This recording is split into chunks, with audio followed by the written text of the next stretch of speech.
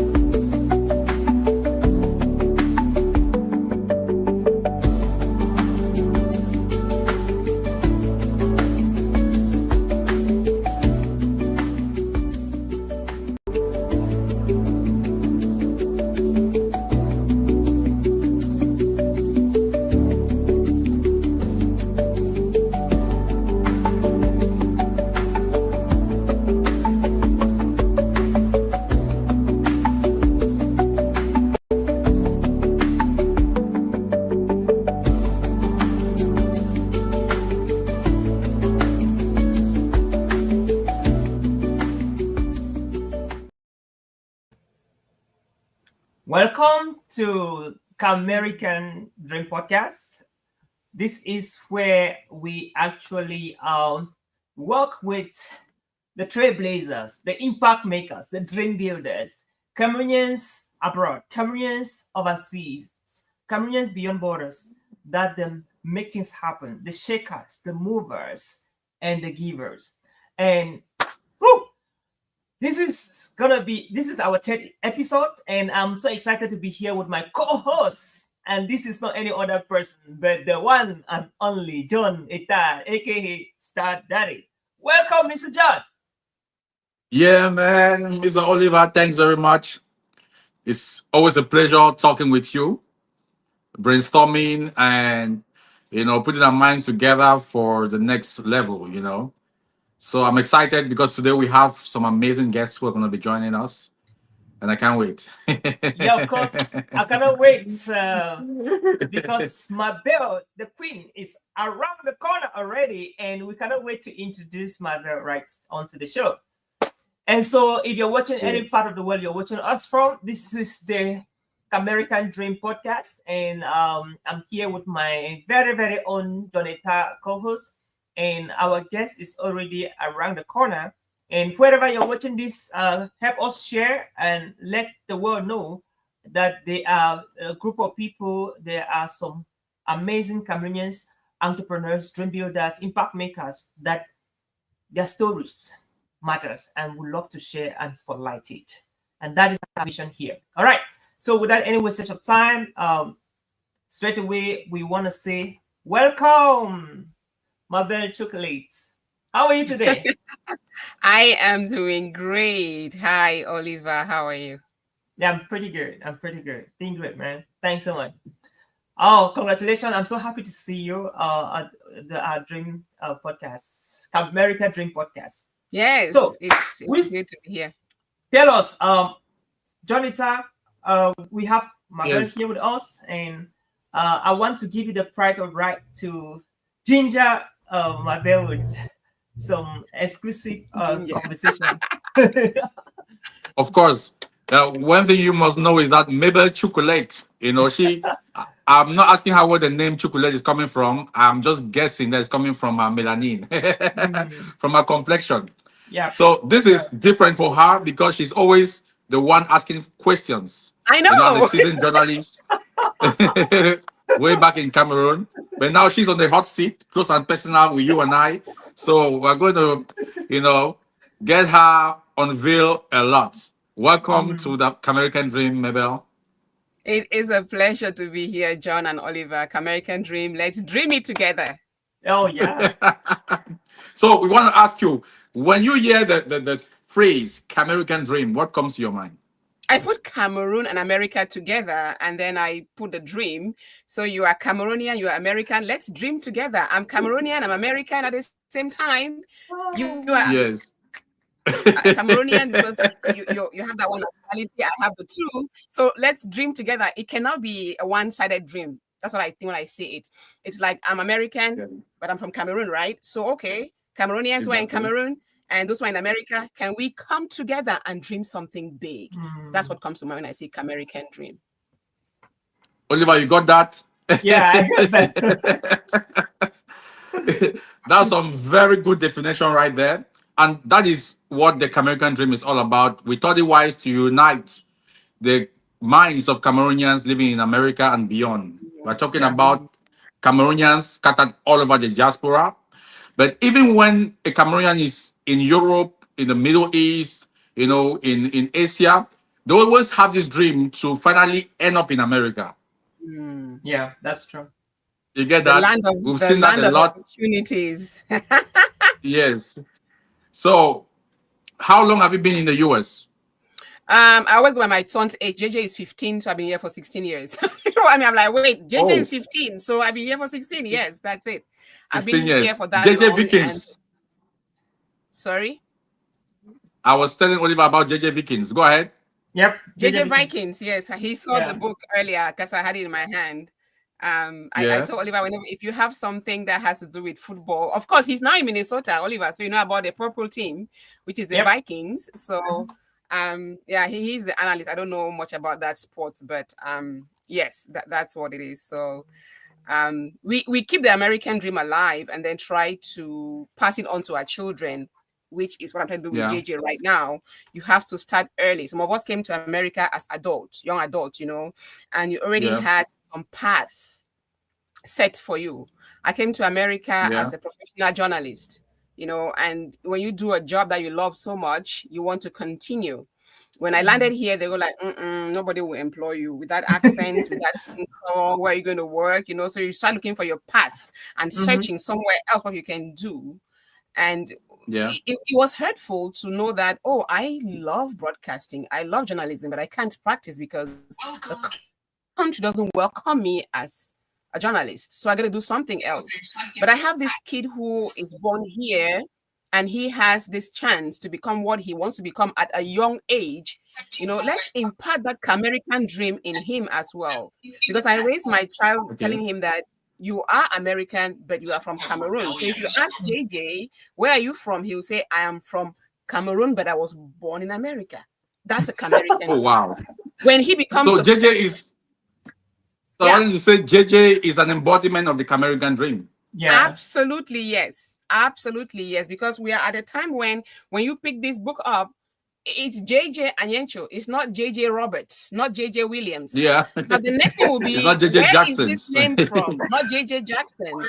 Where is this name from? It's from Cameroon. He tells people it's from Cameroon. So, okay, prove that you are from Cameroon, not just by your name. So I try to make him speak pidgin so that you can prove that I am not only American, I am Cameroonian. So I can work with Cameroonians. I can make this dream a reality. My success is not just for me as an American child. It's for where my parents came from. It's for where my friends, who have not made it to this country are also living. So that Camerican dream should not only be between you and I who are adults, but let's try to get our kids involved as soon as possible. Teach them the language. Tell them the meaning of their names. What does your name mean? So they can defend that tomorrow. It's a dream because today you find people here who wants to know what their names mean. American name their children. People say, "Oh, my child is called Malaika. It means African queen." I'm like, okay, that's what you're telling me. I don't know because you're. Well, please, Sister Mabel, is there by any chance? Is JJ by any chance around you right now? Sorry? Is JJ by any chance around you right now? JJ is here, yes. Only if you permit, we want to. Yeah, JJ has some very funny pidgin accent. We don't want to experience this.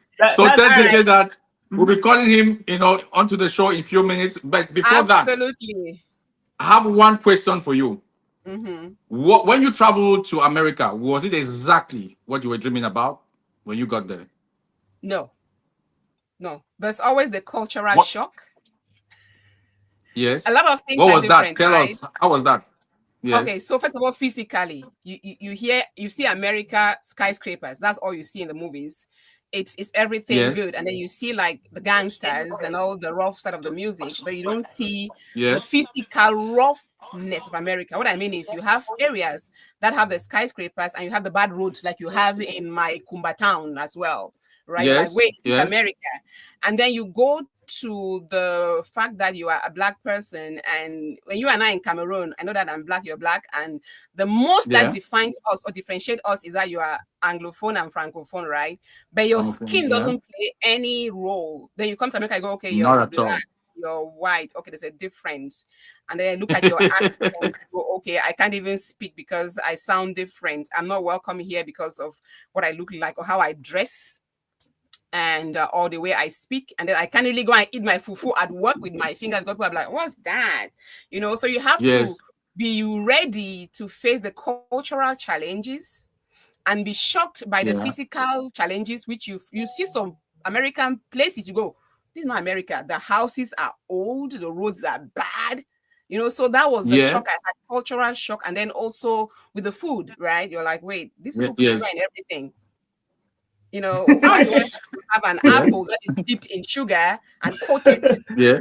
You know, why do I have to eat like that? And I remember when I first saw somebody made beans, and then if I go, I'm gonna eat these Yes. beans. I taste the beans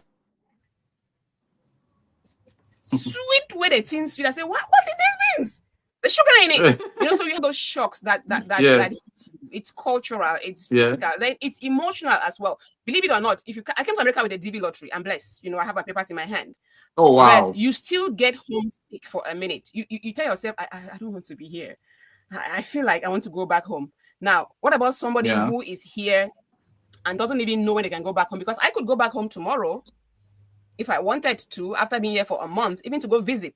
The Yeah. nostalgia is too much. So there's a lot that hits you when you come to America. It's just a lot. It's a lot. But you learn to adapt as time goes by. Oh. Oh wow. Wow.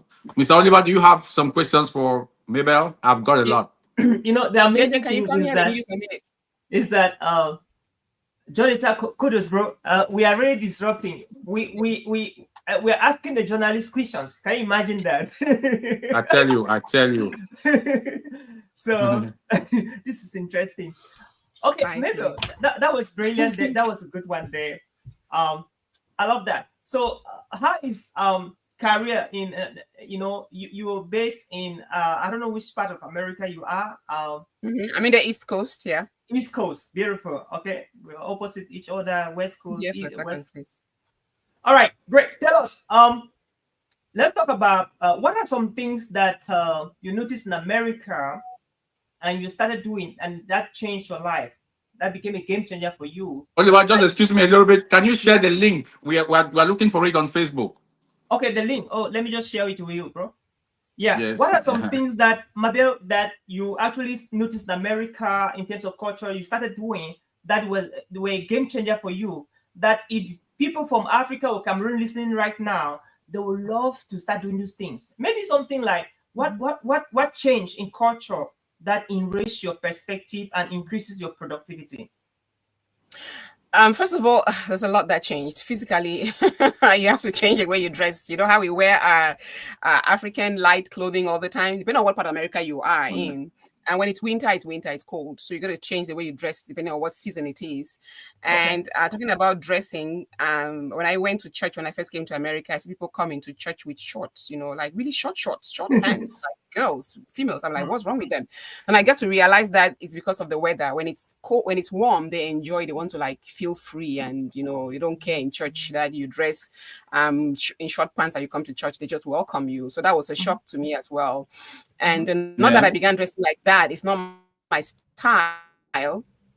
But I think what changed that became a game changer for me was to quickly learn about the taxes of this country. Finance is very important. In America, you can become bankrupt in a short while because you owe the government. At the end of the day, you have to report your income to the government for your taxes to be filed by the IRS. And so if you miss that, you're in trouble. Right? You are in big trouble. Oh, wow. So you need to learn that really, really fast. When I first came here, I wanted to start a nonprofit, which I call St. Jude. And it was going really well the first couple of years. And then I failed to file my taxes and it got shut down. I'm like, wait, what? You know, so then I had to wake up and say, wait, if you have to do anything in this country, you have to be legit. You really have to be legit in what you do because it will catch up with you. You see now in the media, big people like PDD are being, you know, trapped in certain places where they never thought they would be in.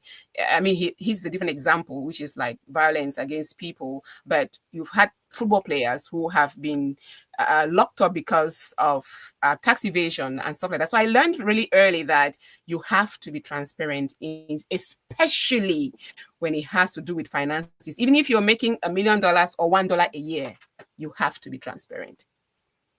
Oh Otherwise, wow, we wow. Great. John, you want to say something? Yes, I mean what she's saying is quite very, very, very deep. You Mhm. know, and as I think she was younger. Mhm. Like what were your fears? My fears in America were in the beginning, how do I go back home and come back? Because I was so longing for home that I thought if I go, I might not come back. Right? Okay.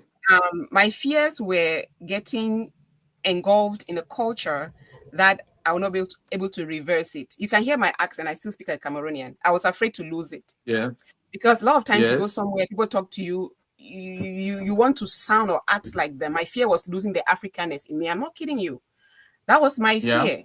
I was afraid to lose the Africanness in me. I was afraid to lose my journalism skills, which thank God for social media, I'm able to practice continuously. Yes. I was afraid to not being me. And yeah, I was afraid to becoming a different person that people will not recognize. That's one of the fears I have in life. If I know John today and I meet John 10 years later, I want John to recognize me, not just physically, but character wise. I don't want to become Yeah. too Americanized where Hmm. I need to call before you come to my house. I cannot just, hug you because, all these sexual harassment that are going on. I can't touch my brother anymore because, you're going to get too close. I was afraid to losing me, especially my Africanness. And I was afraid to not being, after a couple of years of trying to get into a profession, I was afraid of getting lost in a place where I will not be able to find myself, or to get into a job where I wouldn't really love.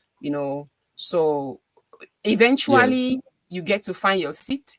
Eventually I get to be settled. Eventually I get to love where I am and the things that I do, even besides social media. So in 16 years, how many times I have you guess come to I'll Cameroon? 4 times. 4 times. Wow, Yes. that's quite bravo. That's like It means you that's like truly love four Cameroon. years. Every 4 years you go to Cameroon. Okay, cool. Yes, Yeah. that's like 4 years I was planning to be there this gap, year, but that's no, yeah, things happen. I was planning to be there last year actually, but I said my mother should go because she hasn't been there for a while. So my mom went. And I said I might go this year, but we'll see what happens next year. The year's already coming to an end. But look, Cameroon is here. There's no way I'm leaving that country. no, we can I see mean, that because on your show, Good Morning Africa, Talk to Me Africa, talk to you're me, Africa. always playing yeah, Talk to Me Africa, you're always playing Cameroonian music and African music. We see that. That is Afro So Melodies. So I'm a radio DJ. That's the radio show where I play yes, African music. It's called Afro Melodies, and I only play African music. And I love it because at the radio we have about 100 plus hosts, right? And I'm the only one who plays African yes. music. So everyone knows Oh my wow. show. I took September off from the radio and it was a cry. People wanted me to come back, come back, come back, come back. So I started back yesterday. I mean, this past Sunday. It feels good to bring the culture Yeah. to people who don't really know it that Yeah. much. It's beautiful. Amazing. Oliver, for the record, we must say Mabel Chocolate has been a radio host in Cameroon at Ocean City Radio in Limbe. Yes. Oh, oh. Is that so? We want to know about your, journalism and TV host, radio host career. How did it all begin? Just give us like from Yeah. Cameroon to the US. Just tell us about that journey. You know how when you write the advanced level in Cameroon, right? And then you have to apply to go to Yes. university, and then people are like, I don't know what I'm applying for. I had one thing in mind, journalism. And I had to put choice number Yes. 2 and 3 just because I had to put them on there. And at that time, I talked to my professors today. They've dropped the number of points you need to get into the journalism school at University of Boya. At that time, the points were high. Yeah. So I had to work hard to get my Okay. points in order to get to that department. And before then, I'll sit and watch TV. Anne Sanquine, may God rest her soul, one of the people I admired so Yeah. much because she always had an African outfit. Her hairstyle was always, with a scarf. That is the picture I pictured myself before I applied to get to that department. And when I was accepted, it was a blessing. So I studied Wow. hard, and then I think when you want something so bad, the universe always works in your favor. So when I graduated, the country had just released the media the media landscape became public. You could now have private TV and radio stations. And so when Ocean City Radio came up, I was able to be one of the pioneer broadcasters. And at that time, because of the lack of the job, you had to be versatile. You had to do a lot more than just one show to be able to stay on the job. So I was doing sports casting, I was doing talk show hosting, I was doing live reporting. I was even doing a show in French. I wasn't even that good in French, but I had a co-worker, cousin there now. We hosted something in French and in English. So I had to do a lot, from reporting, from being a news host, going to the field when they had soccer, football, and being a sports host at 7 a.m. Every morning, 7 o'clock, I was there hosting sports and, doing a talk show, calling show and all that. I had to do a lot. And it was such a training that I cannot tell you how much it's blessed me today. I cannot tell you. It's been a blessing. It's been a blast. So coming to America, I still had a desire for broadcasting, but I got a job in a different sector. And I met somebody who said, "Oh, I'm a host on the radio." I go, "What? Hook me up." So that's how I got connection. So I'm a radio host today in America as well. So how does radio happen in America? Remember you and I, we worked on the same radio, Vusawell Radio. Yeah. That was a massive experience. And just tell us, I want to find out, how is the industry in the radio in America? Is it a lucrative one? Do you have like a salary? Is it a 6-figure kind of job? So it depends on what you do and depends on what your show is. There's something called rating. So if your show is rated really high, that means you have more viewership and then you get paid more for those who are doing it full time.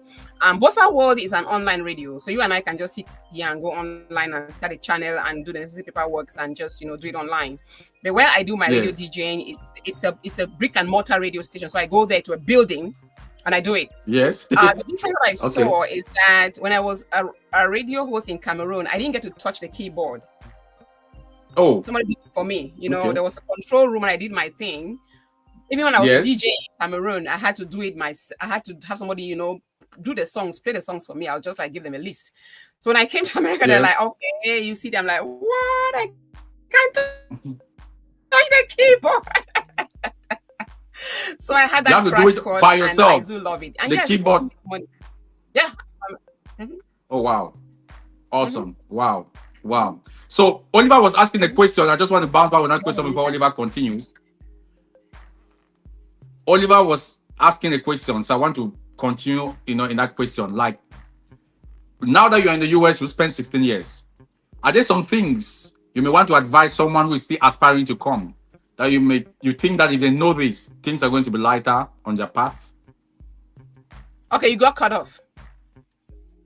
Yeah, I'm asking that for someone who is aspiring to come to the US, since you've been there for 16 years. Are there some advice, that you want to give them?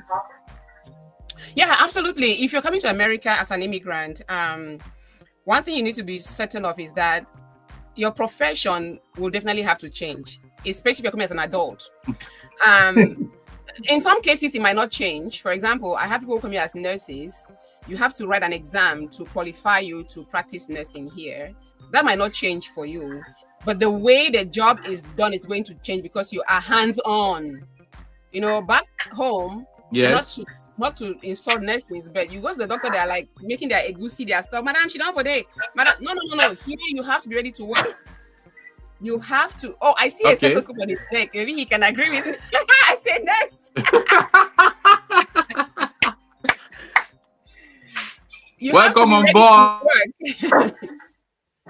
You can go. You are angry. I don't want you to be your bending face. Welcome on board, Mr. John. Do you want to do this on?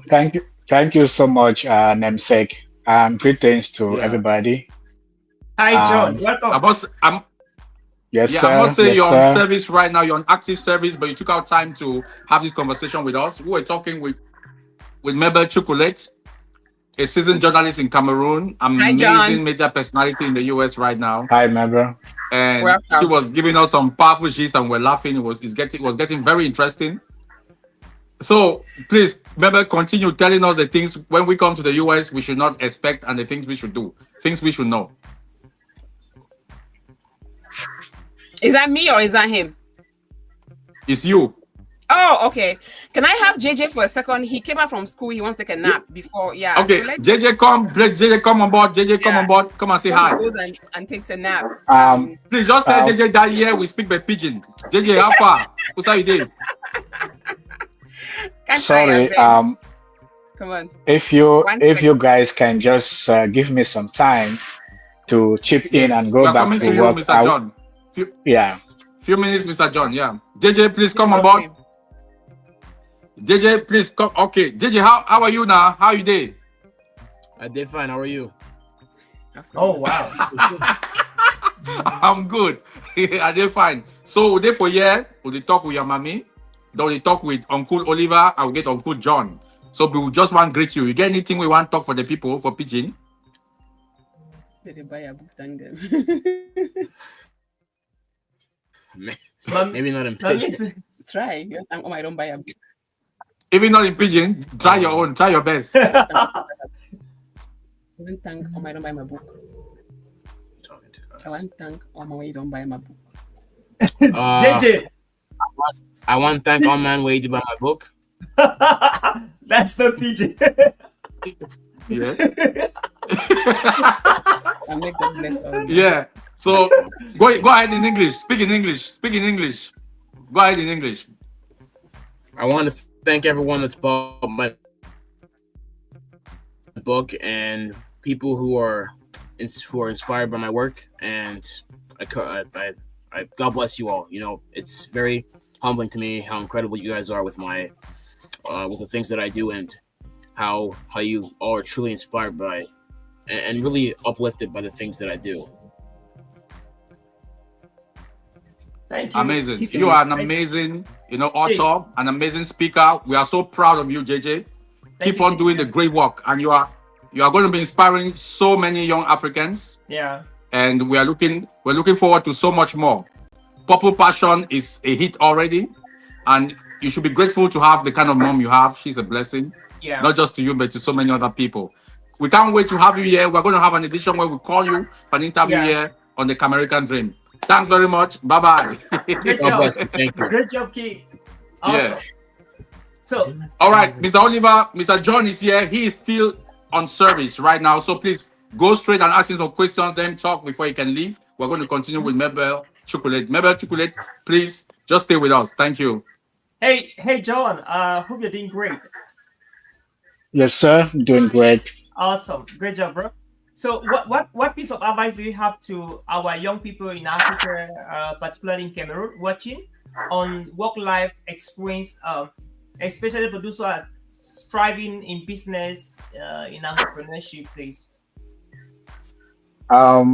Well, I hope you will permit me introduce myself, because I think a lot of people are online watching us, and Sure. Mr. Eta, he knows me very well. My name is John Bott, as you can see on the screen.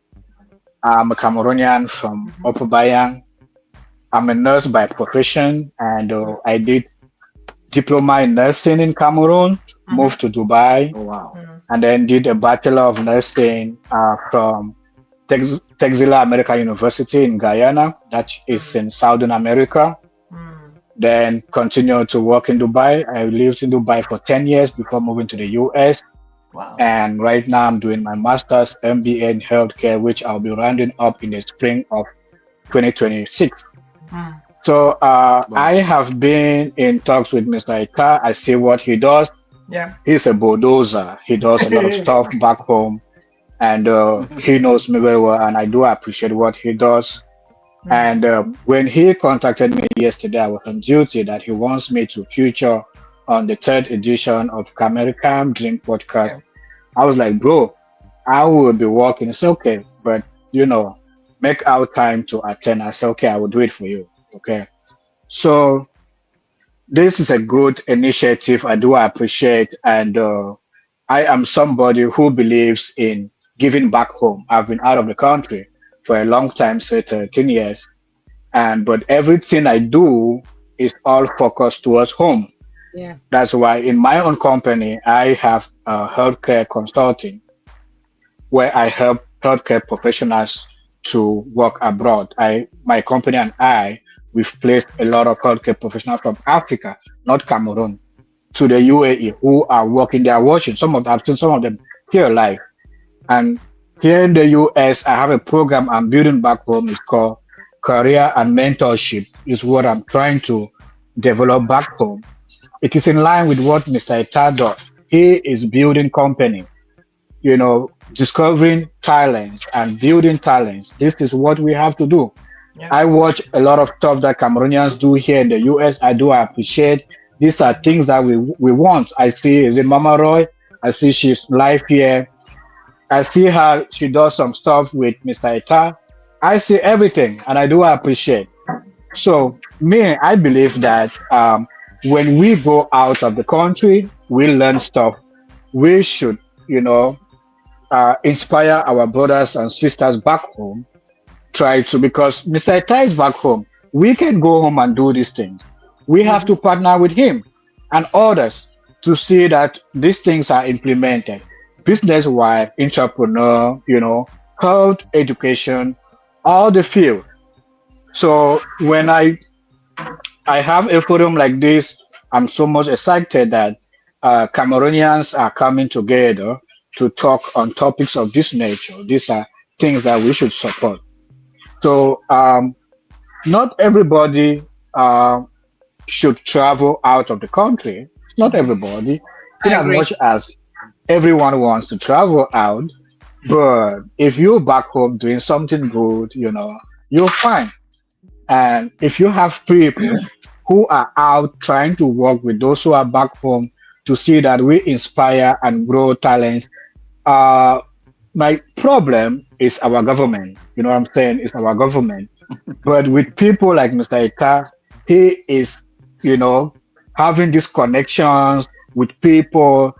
I watch him go for seminars, conferences, give talk. Like, this guy, use something else, man. Use something else. So these are people we should work with. And Thank you. with time, our government will understand that the diaspora has the home country in mind. I watched a live video. I don't know this guy. He was talking about how most Africans who go out of the country, their intention is to come home and develop the country. But the government doesn't give them the opportunity to bring this talent back home. So it is something that we have to work on. So yes, that's what I yes, will Mr. say. John. Yeah. I want to interrupt you, Mr. John, just to, because you don't have much time. I want to ask you a specific question that concerns your industry. I've seen you try to help so many young Cameroonians and Africans, especially in the medical sector, to travel overseas, be it in Dubai, the US, to get jobs. The trained nurses we have here, what do you have for them as opportunities and options? Yeah, bro, I will just answer your question, Dari, but I don't always like is when we come to a forum of this nature, like we want to say our business. In as much as I do that, I help people travel out. I also encourage them to stay home and do things. That's why on this program called Career and Mentorship, we are out to train 30 nurses to become mentors in the next 6 months in order to be able to implement this program that we are working on. But I would say there are a lot of fraud out there. People want to travel. I have personal friends who have lost money just because they want to travel to the US, to Canada. But brothers and sisters, be careful. When you want to do a thing of that nature, make sure you contact the right source. Contact people who have result on ground, result that you can check, people that you can hold them accountable. Don't just, you see some people and then you go give in your money because people have lost millions of francs CFA just because they want to travel. And also, you must not travel to the US, to Canada. There are a lot of countries you can travel to. There are a lot of Asian countries you can travel to. There are a lot of African countries you can travel to, not only to Canada, US, and UK. Yeah, that's what I would say. Please make sure you research those you want to give your money to, those you want to engage your traveling journey to before you sign up for everything. People like Mr. Ita on what he has track records. That's somebody Yeah. you can trust. He has a group of companies. He's building companies here and there. So that's what I would say, bro. I don't know if I answer your question rightly. Yeah. Yes, you did, but you are being very careful with the answer because I know you are a coach. Since while you were in Dubai, you know, you are being very careful and you are being modest. Man, this is the internet, it's Facebook, it's not CRTV where they say, oh, no, there is publicity here. Shoot it because you are providing opportunities for our people, and that's what I want you to unleash it. I came looking for you with the purpose in mind. I want many young people to grab the opportunities you have for them. Okay, So let me give you while in details. Dubai, you were doing a lot already, and in the US, you haven't stopped. So let us know, what are these opportunities for Okay. those who are aspiring to become nurses in the US? Thank you. Let me give it. Okay, thank you for that. You know, like you said, I don't like doing some publicity work. You know, Do it, since man. you Do asked me it. Go to do ahead. that, I will go ahead and do that. So my company name is called MJN Healthcare Consulting. Yeah. Early this year, we have it registered in Cameroon. It is recognized under the name MJN Health Academy and Professional Services. So we provide healthcare staffing services. We provide student support. Healthcare staffing means we help healthcare professionals to live and work in the UAE, UK, and US. The student support program, we help students to get admissions to universities here in the US, bachelor, master's, PhD programs. Then we have the career and mentorship, which is what we are developing. We are looking forward to training 30 nurses to become nurse mentors because I want to bring back what I have experienced in the UAE and still experiencing here in the US, whereby when students go out on internship, they should have preceptors. They should have people who follow them up in the hospitals. I'm hearing some noise behind. Am I doing my experiencing? Yes, Donata. You seems we cannot get you very well. I think John. Yes, John, sir. Yeah, continue, sir. John is experiencing some technical issues, but we are hearing you. I'm hearing you. I think Okay. You're hearing John, right? Okay, great. Okay. The career and mentorship program is one of. I think Mr. Ita is having some Yes. connection problem. Yes, I think Miss Aita is having some connection problems. I guess so. Let me do this. Okay, let me do this. Okay. Go ahead. Okay. So the career and mentor program is one of my best programs that if I have it realized, I can rest and smile that I have done something.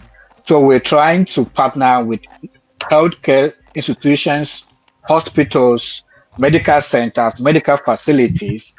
When a hospital recruits nurses, the nurses have to undergo a period of competency training before they get to the unit to fully work. This is how it is done, and this is what I want to bring back home.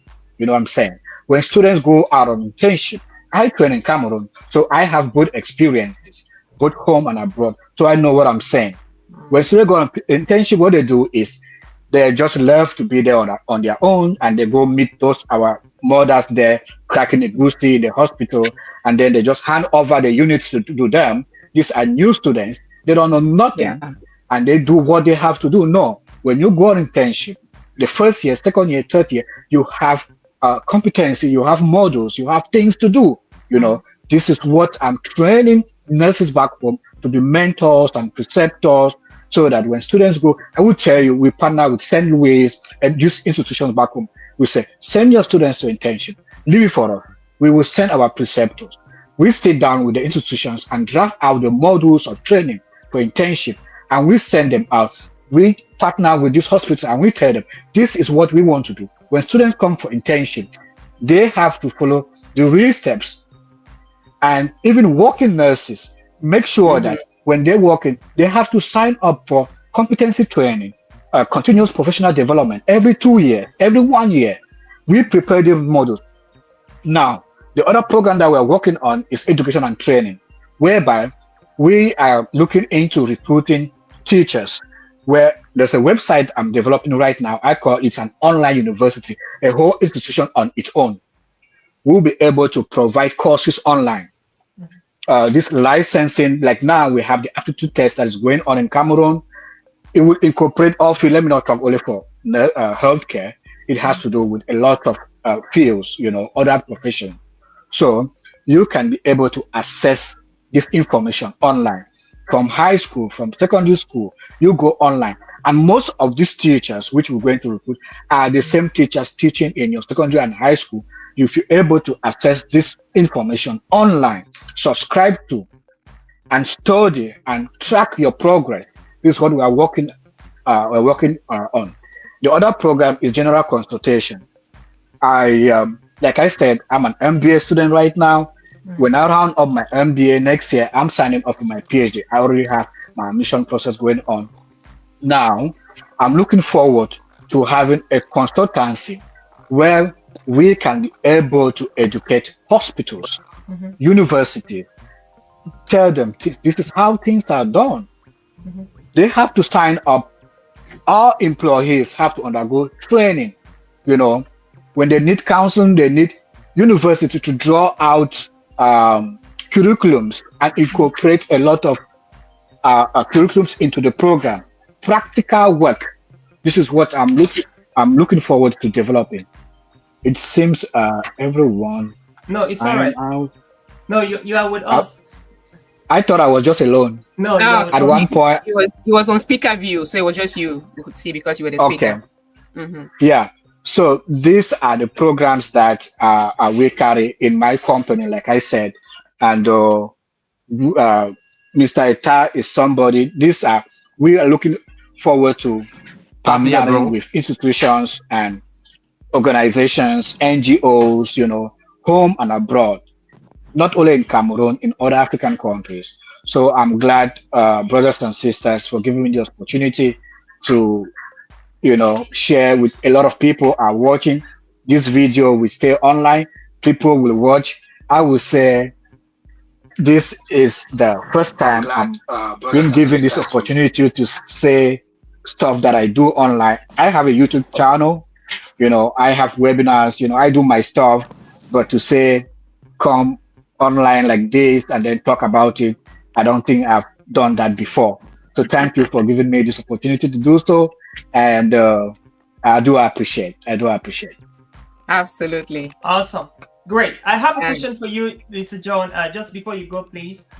You sound very visionary, and I admire that determination and that focus. What advice do you give to people on the importance of focus? Like from Cameroon to Dubai, 10 years in Dubai, from Dubai to United States, right? That's a long journey, bro. And you have been doing the same thing that, like John Ita says, you have been doing the same thing that you started in Cameroon, in Dubai, and the United States. Many people divert, like Mabe was saying, when you're coming to America at times, you just be ready to divert. But this is you, 13 years after, you are still on it. What is your secret to focus? A lot of young people are watching us right now. Today they are doing carpentry, tomorrow they're doing bricklayer, the other day they're doing entrepreneurship. They keep switching. At the end of the day, they spend a lot of time, they don't see the result. What is keeping you going for the past 13 years? I think the thing here is your vision. If you have a vision and you stay consistent. When I started, I was just doing it alone. What motivated me when I moved to the UAE, like I always say, I have it online. We could count the number of Africans in the UAE, okay? But when I got into the health system, there are a lot of Filipinos and Indians. I said, but if I could get in, then others too, they are able to get in, then I started this company. The aim was to, change the perception of Africans about the UAE. Okay. Through that, we've been able to change the mindset, and a lot of people now know the UAE because of, let's say, my company. When you go to Dubai, call MJN. If you are a healthcare professional, they know me very well. Then I included some members to whom we work together, is staying consistent. stay focused, believe in what you want to do and keep doing it. Sometimes you might face a lot of challenges, but if you believe in what you want to do, go ahead, keep doing it and don't give up. One day you will come to realize that, like most of the programs that are included in my company, I envisioned them many years ago. I just started with healthcare staffing. That's what we started with. But now we've added about 3 or 4 programs, and there's still other programs coming in. I always envision ahead of time, and what happens is when the opportunity strikes, I go in for. And then also, you need people to work with. If you have a vision, you have a mission, and then you have people that believe in you, please be careful, handle these people. And people have a lot of talent, but they don't have people to work with. You can work alone, work with people. Yes, work with people, stay focused, believe in your dream. One day you will realize it. A lot of stuff we've not yet realized. We are working towards realizing them. And I will be satisfied when we finally realize them. Thank you so much. I love that. Even just before you go, do you think that somehow luck contributed to where you are today, or it was hard work? No, because some people can actually say it's luck, by the way. Some people can say it's luck. But again, within ourselves that at times it's not only luck alone. There is some background work that you had to do. So what brought you here? Is it the grace of God, luck, hard work, chance, design, coincidence, or default? I wouldn't say it's luck. First of all, before getting into nursing, I was supposed to do teaching. Like we all know, in Cameroon, the highest profession is teaching, right? Yep. Even way back in high school, when I was in upper state, I used to go teach Form 5 students. My high school teacher would take me and we go prepare Form 5 students for GCE. So when I completed my high school, I wrote the ENS and failed. Did I just fail because of what? I don't know. That is another story. Then I went into nursing school, right? I did government nursing. So now I wrote the entrance and passed. I went into nursing. I had in my mind that I would travel out of the country. You just have to have a focus and you work towards it. I was supposed to go to Finland, but I didn't go to Finland. I went to the UAE and I made good use of the opportunity. You have to figure out what you are good in. Right now, since I wasn't able to go into the training institution in Cameroon, I'm still doing teaching, but in healthcare, right? So I'm still doing what I like doing. I teach in CLEX, online. So it's not luck, it's dedication, believing in yourself and having a focus. Have objectives. You should have objectives. There's no human being that doesn't. If you don't have objectives, then your life, I don't want to say valueless. Have objectives in life. Yeah. And work towards them. That's it. Okay, great. Thank you so much, John. Good. Johnny, that was great. I think that was pretty good. I hope that people watching us, they are so blessed and inspired by your story, John. It's so inspiring, bro. Of course, we'd love to have you back again. So I really do appreciate whenever I share my experience with people, they say I should have a podcast. Yeah, you should. Yeah, they say I should have a podcast because I have a lot to share. There are a lot of people who believe in me as far as healthcare is concerned. But I don't know. I think this is just an opportunity for me to look at something into that. Think about a it. lot of people, whenever I share my experience, they say I need to have a podcast. Maybe this is a topic for discussion behind the scene, and then we see how we do it. But as you said, I'm ready at any time. If you invite me, I will always show up. Thank you so much for having me. I will just have to go back duty calls. Great job, bro. Awesome. All right. Awesome. Okay, bye. Okay, I'm signing out. Thank you so much. Blessings. Yeah. So, all right. We still cannot hear what you're saying, John, for some reason. We can't hear John's sound. He's not coming through. Yes. 1 second, John. Let's see if we can bring John. Hey, put something in the chat and see. Hey, John. John, are you there?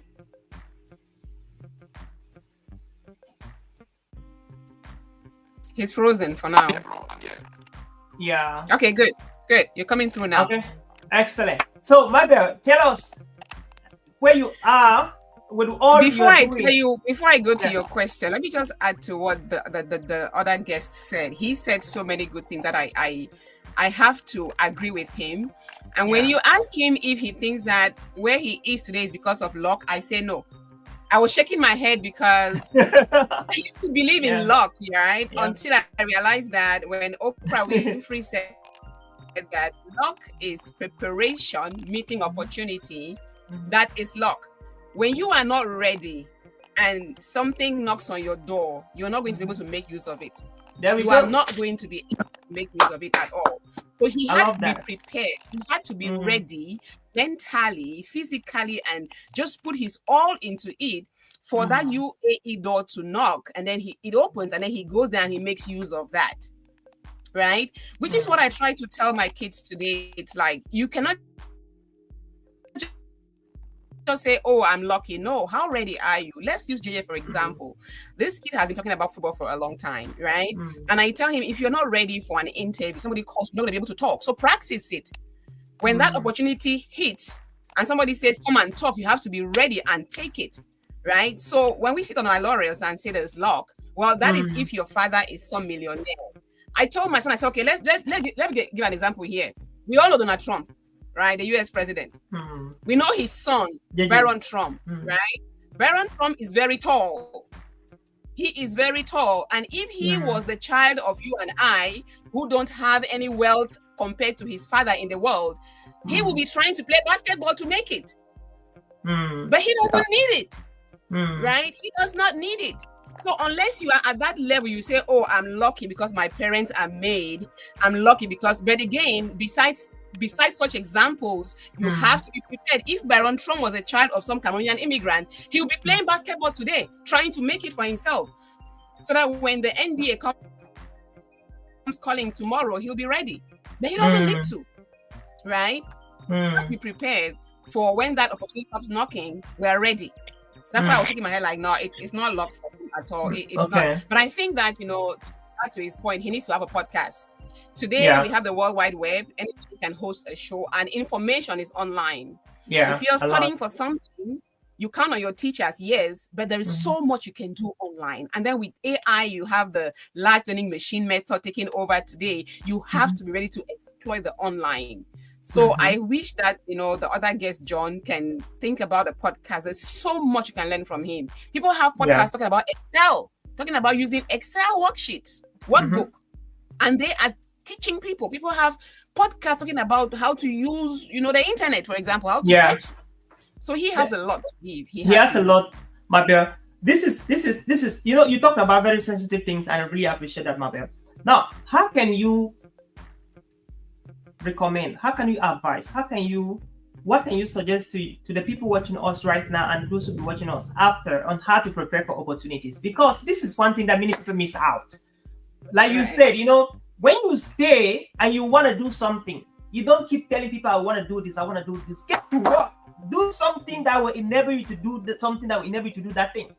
That is a mindset, and that is the formula to win.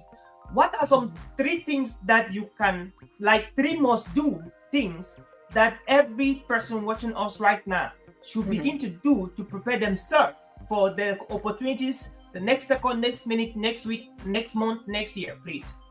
Yeah.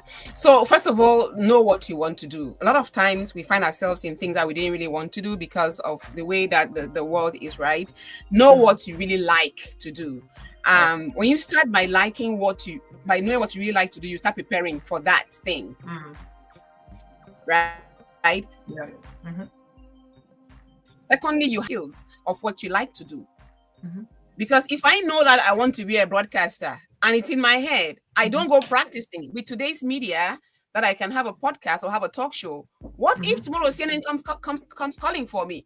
What am I going to use as my preparation? Like I tell my son, JJ, you already have a resume. It's your talk show. It's your podcast. When you go apply for college tomorrow to study sports reporting, your profile is your online presence. You're already doing that. You're ready for it, right? And then when the opportunity comes, seize it. Today we all want to make 6 figures.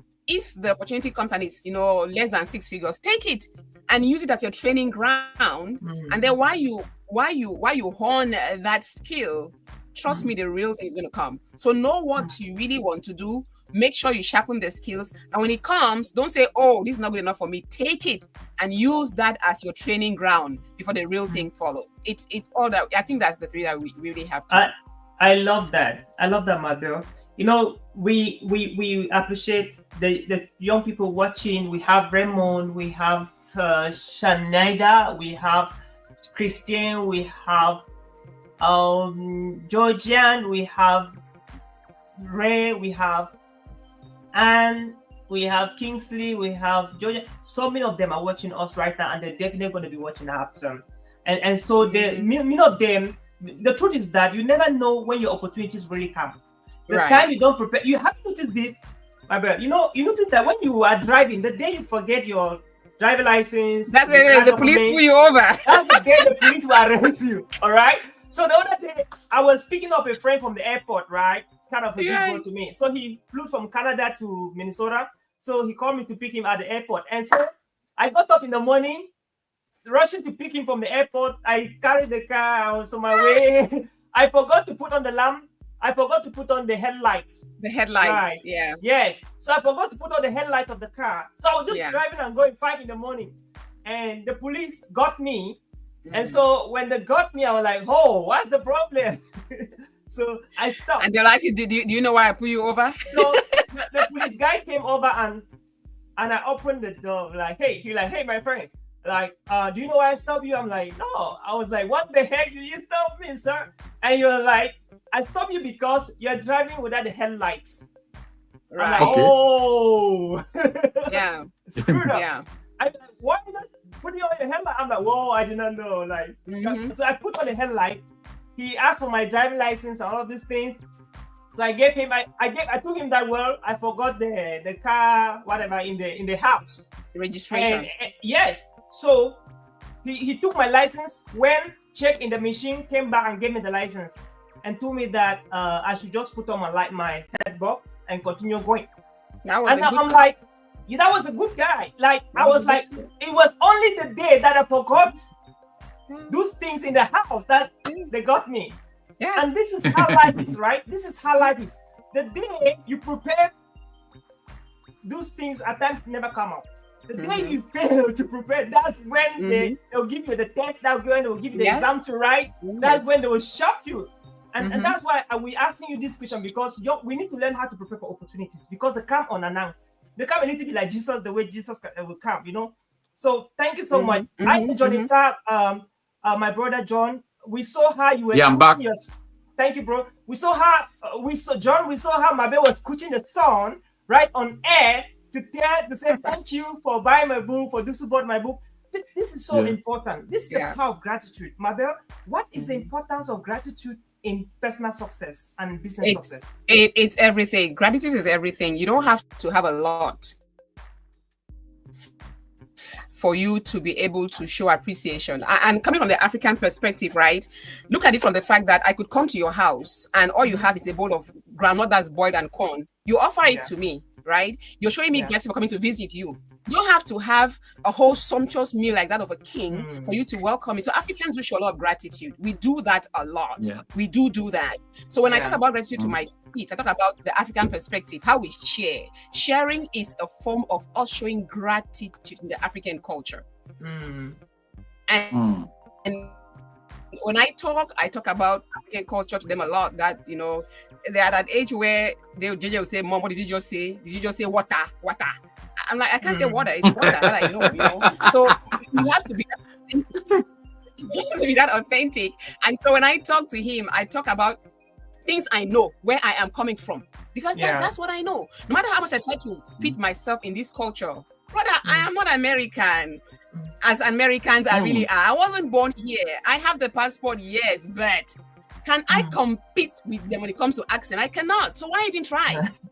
Yeah. So why even try? So maybe let's come back. Maybe I wanted to where we are coming from and what we are. I love that. Yes, John has a question for you.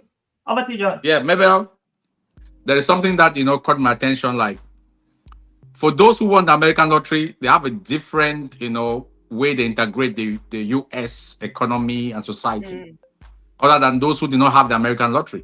Those who just migrated like that, finding their ways and so on. So what's the difference? What did you benefit from that just by being a lottery winner that you've seen other people struggling with?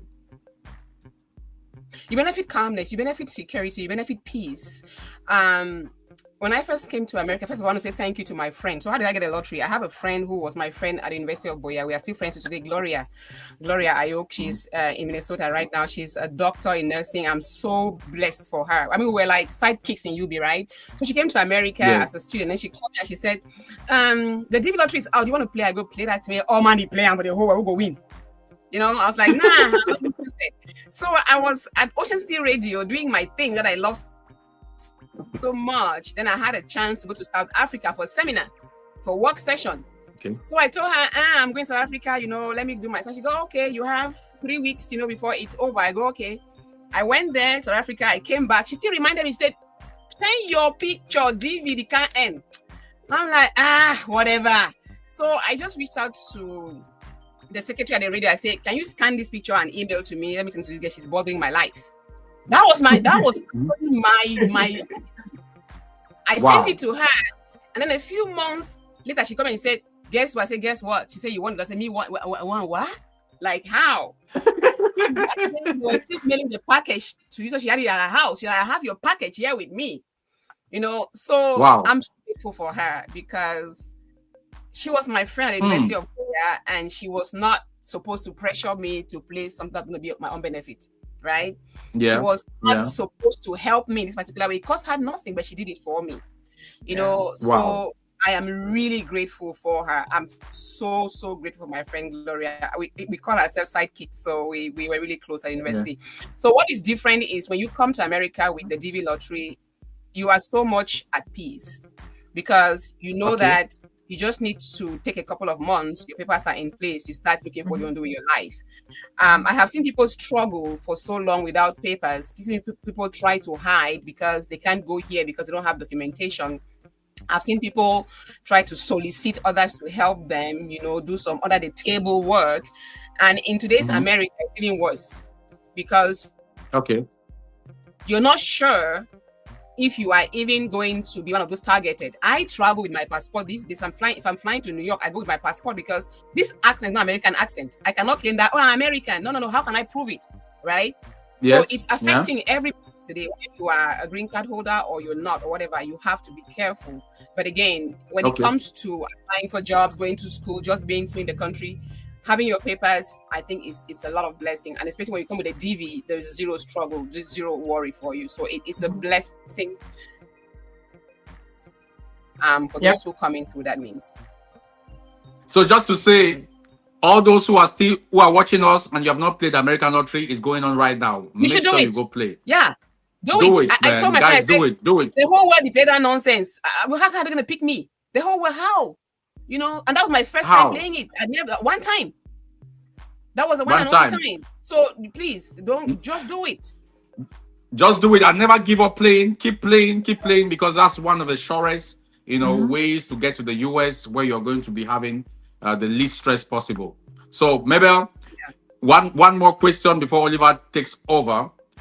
Now, when you look at the Cameroonians in the US right now, is she there? Yeah, she's there. Okay. Oliver, you're the one pressing the button. Oliver is the one manipulating. When you look at the Americans in the US, we are planning something very powerful with Oliver.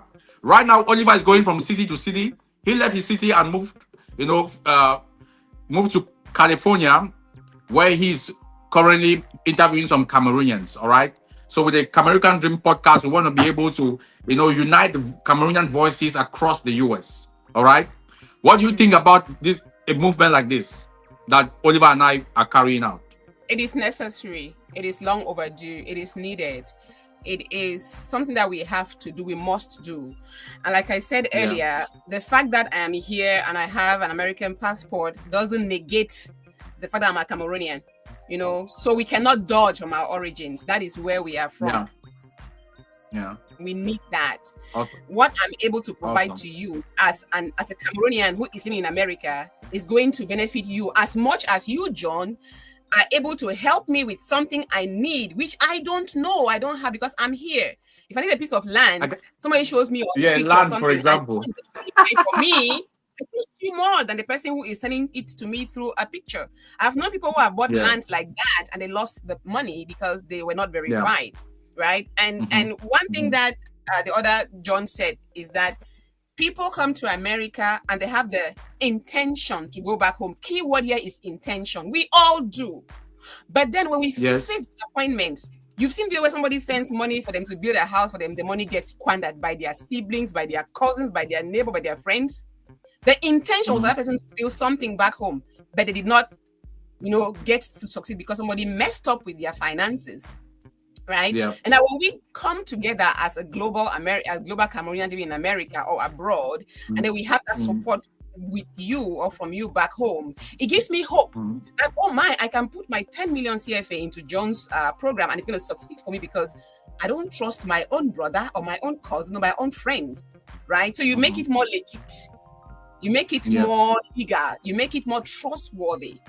And even within the American, African population, Cameroon population, there's a lot we can share.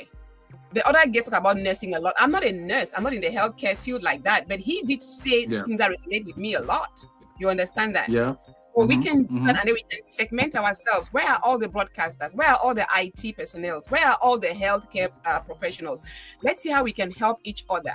If you come to America, you want to start from fresh. When we as the global population are together, I say, okay, I'm in this field, you are in this field, you are new, what interests you? I can help direct your path, right? Yeah. So that is very important, John. It's going to help those who are here, help those who are here as well, and help those who are here, help those who are back home, and vice versa. That's what I think. Oh, wow. Man, the way you said that, I feel like writing it down. Can you repeat that again, please? The last paragraph. So getting together is going to help not just Cameroonians who are in America or those who are in Africa. It's going to help Cameroonians who are in America help Americans who are in America who are Africans, and it's also going to help Cameroonians who are in Cameroon, and those who are in Cameroon are also going to help us. Because look. One thing we fail to know is that, John, you help me, even though I'm not in America. This is the place of the dreams. People say that. But the help that you give me, money can never buy. I can pay you money to go to Boya for me. I can pay for your taxi fare and your transport. I'm paying you for your rent. But what you're going to do for me, I can pay you for that. That's it. Right? And vice versa. American dream, people, and vice versa. It's going to be huge. We need it. When I say help people who are helping people here, for example, if you come to America today, we have the Camerican group that exists, right? And we have all these different professions segmented. Now, when you come in, you're lost. I want to be a broadcaster. Oh, but I can't. They say I cannot because of my accent, because of how it is. Okay, now we get this group together. We say, who's new? What's your background? Yes. What do you do? What's your interest? Okay, come meet the healthcare professionals. Talk with them. Meet the IT people, talk with them, right? Meet the business people, talk with them. Let's see where you can start from. And in that case, when you fail, you can easily bounce back. Because trust me, people get into nursing for 4 years and they don't want to do it at all. They've lost time, they've lost money. People get into some professions don't do it at all. They've lost time, they've lost money. But in this Camerican fold, you can start and fail within your group and then go to the next group and start and fail, so that you can fail 5 times in a year and pick yourself up within the year. Instead of failing, that is it. Failing 1 time in 5 years, you lose time. That is it. That is great. Awesome. So as Oliver is going across the US, I'm going across Cameroon. We are going to be having the first Camerican Dream Conference in Yaoundé, and the next one is going to happen in the US. So look at that. We are inviting you.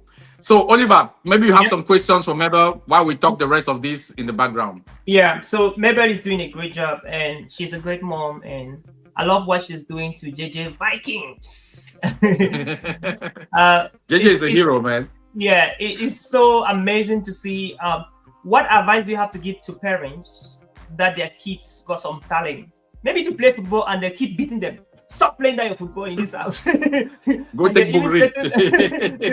So JJ Vikings, if you get this book, my best chapter is chapter 4. Okay. And I actually influenced him to write this chapter. He didn't want to. I said, write it. I said, let's call it Palapala. Palapala now, like you Palapala back home in Cameroon. Yes, Yeah. yes. Because just like the African parent in me, when he began this love for the Vikings, he doesn't want to play the game, right? Because that's not his thing. But he wants to talk about it. When he started the thing, he would put the TV on and watch old games and then put it on mute, and then he's talking. I'm like, what's that? Why are you watching that Palapala game? Palapala the whole time. Put it. So stop. So I didn't get it. Right. Now I feel bad because in my broadcasting background, I should have said, okay, this child likes to talk about sports. How can I help him? Right. And then fast forward a year later, he said, Mom, I really like this. I want to start a YouTube channel. I said, no. You are 10 years old. The social media world is very nasty. They will insult you. They'll put comments. You're going to want to cry. You're going to be so mad. Yeah, I say you're not ready for this social media thing. He insisted. I said, okay, let's give it time. And we gave it 2 years until he was 12. And I remember it was on September 8th, I think, when he was 12, that I said, okay, let's start a channel for you. And I can still see myself sitting down at the computer. I said, okay, let's go to YouTube. That's how you do it. And we just said JJ Vikings. Because he wants to be an analyst for Star Vikings. So we chose that name and we put it out there. And that was the season, because in September, the football season starts, right? We did that. I'm not kidding you. 4 days later, he got called to be on Fox 9 in Minnesota to do an interview, because this kid, his channel was full of, the first videos were amazingly good for his age. He said that baby, if you go to his channel, his first videos, they were like, little JJ, small voice. Yeah, I remember. I met JJ when he was like 12, the first time I saw him. Now you get the voice, it's different, right? So what I'm saying is that Palapala, which is chapter 4, I was like, you cannot do this. Those people are just, the American football, in my head, it wasn't organized. You have people falling on each other, trying to fight for a ball. Like, that's a game, though. So when I realized that there was something in it, I helped him with the channel. And actually, I helped him with this first TV interview connection. He keeps asking me, how you do it, Mom? I said, it's a mom's secret. You have to know how to navigate through. We got the call. He was on TV. He's been there a few times. And then now the Vikings know him. They send him packages. They give him tickets for the game. And now my instincts kick in as a broadcaster. Now I help him on how to present himself on camera. I can't speak the game because I don't know American football. Even when he was writing the book, I tried to edit. He goes, Mom, don't touch it. You're changing the word. That's not football language. So I left it alone. Okay. So I think that we are at a time when we as parents have to realize that book is not going to put food on the table for our children. We are at a time that our children's skills are more sellable because of social media. When your child can sing, your child can dance, your child can talk, your child can sew clothing, you can easily put it out there. So I think it's a time for us to acknowledge the other skills that our kids have besides academics. Okay, and people might take this in the wrong way. I'm that parent who doesn't care if my kid doesn't have an A grade. I don't care. Okay. Did you pass? Why? I love that. Is because when you do math, Oliver, you might know what 1 + 1 is. That is math. Yes. And you might not know what 12 + 10 is, right?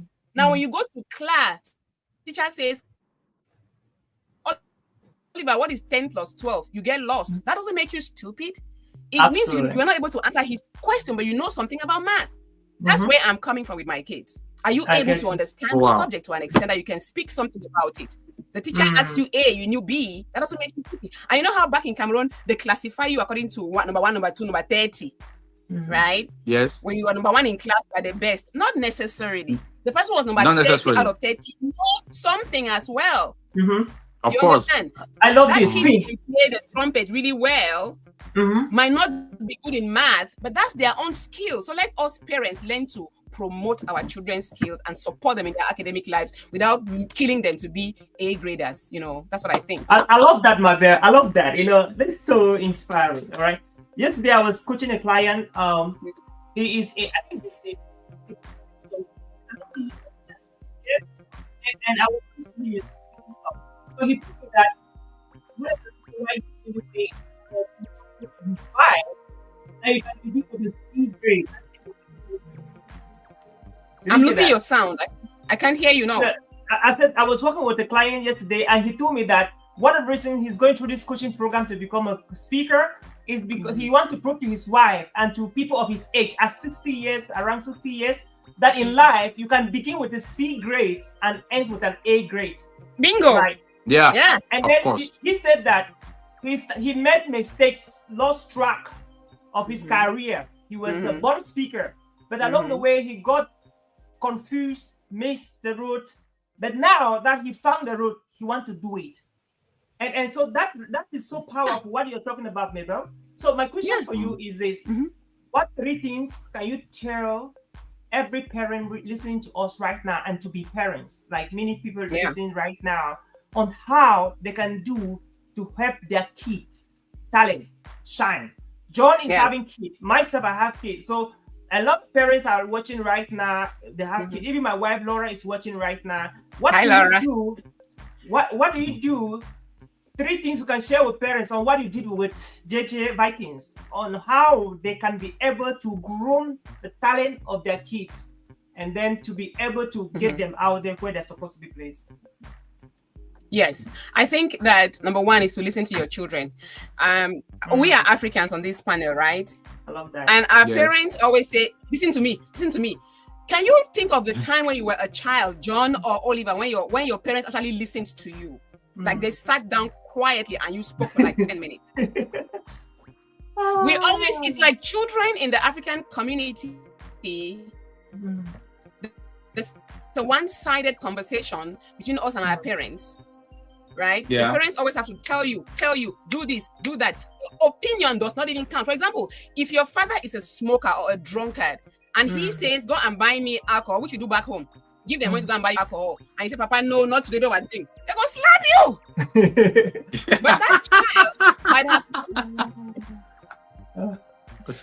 But that child might have learned about something that tells them that if my father drinks so much alcohol, something might be wrong. Now, that father could say, okay, why do you suggest I don't drink so much alcohol? Tell me. That child would have something genius to tell that father.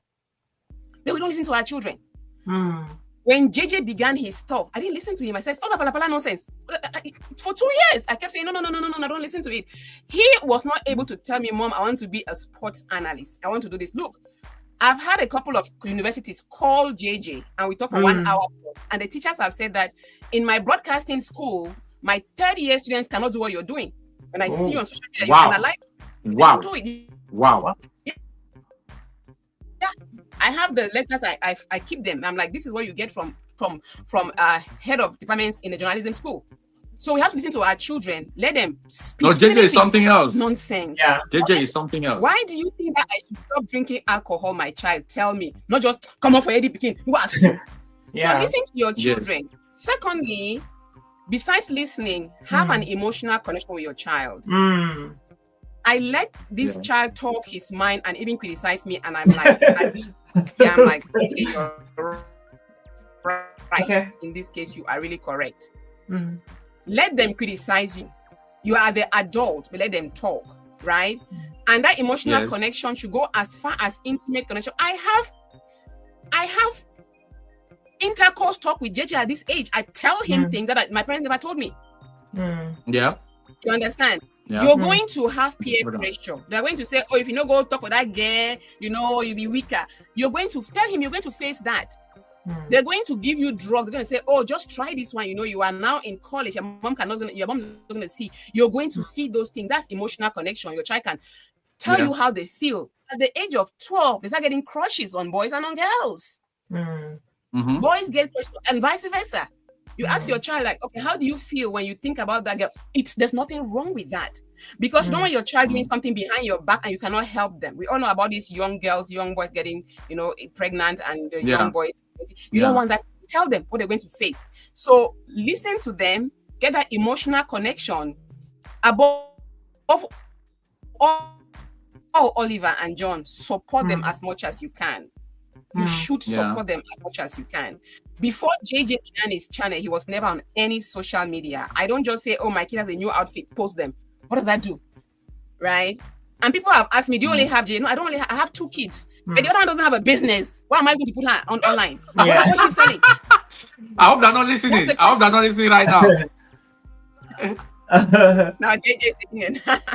You'll be in trouble. So, sister, I want to ask you this question. Like, Oliver, permit me? Yeah, sure, bro. Now, let's come back to you. What are the... Let me clear this, John, before you talk. The point is, I'm not against those who post their kids online. You have to be intentional about doing it. Yeah. Because this is us supporting our children, right? Okay, my child, if you dress well, take a good picture, and you post it, so what? Yeah. How does that help you develop yourself? Maybe you want to be a model. That's different. That's different, but so what? So we have to be intentional how we support our children, especially in today's social media world. You have a beautiful child, but they'll see cautious, see long ear. They're not even concerned, no man. Yeah. So be intentional about the way you support your children beyond the insult. Do we have a couple of bad texts on JJ's profile? Yes, we do, especially from people who are not Vikings fans. Oh, your team sucks. People tell him in school, but I say, hey, you gotta go past that. It's not perfect, but support them beyond the pain. Yeah, that's true. I get that. That's some very deep point you're making right there. Now, maybe Chukwulete want to come back to you. Being a Cameroonian living in the US, what are some of the down moments? Has there ever been a time where you feel like, oh, no, I'm going back to Africa? Absolutely, brother. All the time. Oliver, I think that happens, I don't know, when you have like 10 bills, you go, okay, if I'm in Cameroon, I'll not be liable for all of these bills. If I'm in Cameroon, I can call my landlord for 3 months, and then tell him that I'll pay him in the 4th month. He will not come and throw me out. But America puts so much pressure on you when it comes to accountability that sometimes you feel like, I don't want to relax. No, don't put so much pressure on me now. They don't care. You have to take care of things. It's such a fast-paced world that you feel like enough time, no day. When I was in Cameroon last time, John, one of my friends came and told me, say, we'll go chop kwakoko. I said, okay. From kwakoko for 9 o'clock, went down at 10 p.m. I said, Cameroon, they get time. I miss that because I can come back home and I say, okay, landlord, I know say month don't end, right? But I beg, give me next month. There's no I beg in America. It's doing now. You get stressed out really quickly because things are waiting for you to be done. Nobody's waiting for you. They don't even see your face. They just sending you letters. Do that. So sometimes the pressure is like, oh my God, okay, I need a moment. Can I negotiate with you for next month? No, there's no negotiating. Right? That's one. Number 2, the social interactions, right? We miss that a lot. I can just show up at John's house. Hey, John, how far you get BMO drink? No. I'm thinking about, I'm supposed to wake up early and get to work. I'm supposed to take my kid to this exercise and practice that because there's no way I can just put my kid in taxi and say, hey, go come back. That responsibility of having your kids, your eyes on them 24/7, it's a real thing. You really have to watch them. So there's really no laxity as a parent. And then we do have, country meeting, you meet once a month and all that. It's not enough, right? I want to do things more often than I do. I want to just go to the market and walk and see you by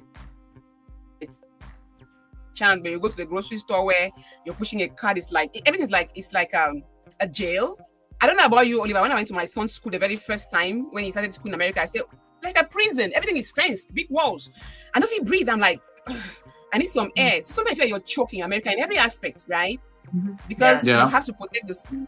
If you fence them too much, too high. Yeah. So there's a lot.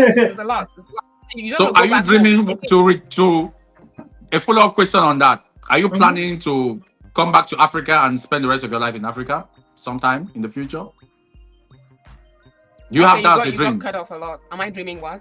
I was Wonderful. saying, let me rephrase it. Yeah. Do you have the dream to relocate back to Cameroon so that you can The word live? again, the word again is intention. Like he said earlier, every Cameroonian Yes. or African who travels abroad has an intention of going back at some point. But when reality Yes. hits you, that intention becomes, foreverness. Doesn't really work. But yeah, I think many Cameroonians, just like myself, oh, absolutely. If I had the choice to go to Cameroon now and do what I'm doing and have the same kind of money I'm making in America, I'll definitely do it because the pressure is less. I could have Okay. $1 million francs in my account. I don't want to pay your rent today. I say, neighbor, landlord, see me next month. I'll relax because I have another project to do, right? Because there's less pressure. Yes. And you can negotiate things. Bargaining is done in everywhere in Cameroon. You don't bargain in America, right? I want to have that bargaining spirit back. I need that. So yes, if I had the ability today, I'm going back to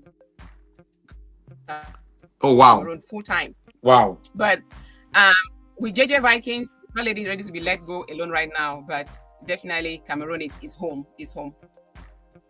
Awesome. Yeah, Oliver, maybe you have the last question before we go. Yeah. Mabel, thank you so much. Our chocolate lady. That was brilliant. I love what you're really chocolate, man. Yeah, one thing I love about your son, I listened to him for less than 10 seconds and I love his voice. Yeah, he has a voice, man. The guy has a very attractive voice, and especially to do what he loves to do. It's not just about training. There's a lot of talent in relation to what he's doing and the passion. At 12, at 15, whatever, he spoke like an adult of 31. Yeah. Fun fact, DJ. Fun fact, he gets along better with adults than his own age mates. Oh, I'm not kidding you. Yeah. No doubt. I feel like he grew up when he was born. DJ Chai can sit and talk with adults for 2 hours. It's fine. But with kids, it's like, mom, they're boring. Kind of. We're going to plan a day to get JJ Vikings here, sometime in the future. We're going to get him. You should. Especially if you want to talk football, he would talk it with you. You should, Yeah. Hi, Laura. Right, awesome. Thanks for watching.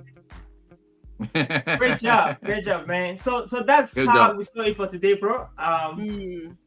This is almost 2 hours down the line, and we're excited to have you here on board. And thank you so much for sacrificing time for us to have this very insightful conversation, Mabel. Absolutely. This has been great. One thing I want to continue doing is to hold my African flag. I always tell people I feel the most beautiful when I dress like an African woman. When I go around doing my MC jobs and I have my African outfit in, I just feel the most appreciated that way. So Camerican Dream is a beautiful dream. Let's look at Camerican Dream not just from the perspective of business, but let's look at the perspective of physical. When you walk into a room, do you show African? Do you look African? Do you sound African? Do you speak African? Right? Can you prove you're African? Right? That's American. That is who we are. Are you really African, or are you just saying that your name is Eta, so you are African, right? Or because you have a business in Cameroon, you are African. Let's be African physically, emotionally, business-wise. Let's be intentional about being African, because nobody can tell the African story better than you and I. I don't care what history books. You got it. I don't care what history books say. That's it. But my feeling as an African will make me speak better than what the books tell me. So keep it up. Camerican Dream. Absolutely. Thanks very much. And you're welcome to the Camerican Dream community. So we are building a very powerful community, Oliver and I, and we're taking this to the next level. You know how we do. Thanks for being our guest. So we're going to add you into this community. We'll be calling you, inviting you from time to time to come share with us. Yes, absolutely. And please don't forget to invite Oliver on your show as well. Oliver runs the show. Invite Oliver. We are available for your show as well. You invited me already. You're going to invite Oliver as well. So we're going to be building this community together. Thanks very much, and God bless you. I also invite young Cameroonian or African artists, because on my radio show, which is Afro Melodies, I love to play. I only play African music, by the way, and I love to promote young Africans who have their songs out there which are not yet very well heard. you know. Okay. Awesome. Also, we should do that more. Awesome. Thanks very Thank much. you Thanks very so much. much. God bless you Thanks so all. much, Yes. everybody. American Dream, let's go. Let's go, guys. Let's go. Let's go. Let's go. Let's go. Let's go. Let's go. Let's go. All right. Big high Yeah, shout to ciao. everybody. Thank you for all the guys on Facebook, the friends on Facebook. We love you so much, and thank you for your comment and for staying till now. Yeah. That means that the dream is working. So let's make It it is. work more. Great job, man. Bye. Extend our regards to JJ Vikings, and we're looking forward to having here. Let's go. Yeah, let's go, bro. Go. Yeah, cool, awesome. So that was how we saw it for today, dear friend. Thank you so much for watching. It was exciting, and until we meet again, see you in the next episode. Signing off. Bye.